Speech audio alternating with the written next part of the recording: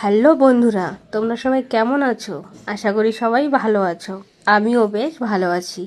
তো আমি কিছুদিন আগে গেছিলাম কুচবিহার রাজবাড়িতে ঘুরতে। তো সেখানে গিয়ে আমি এই মন্দিরটাতে গিয়েছিলাম। তো তোমরা কি কেউ এই মন্দিরটাতে গিয়েছিলে?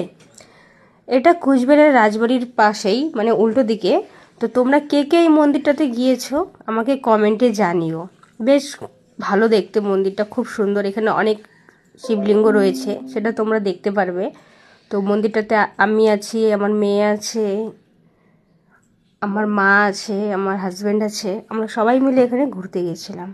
তো তোমরা দেখো, মন্দিরটা খুব সুন্দর। তো তোমরা কি কেউ চিনতে পারছো এই মন্দিরটা কোথায়?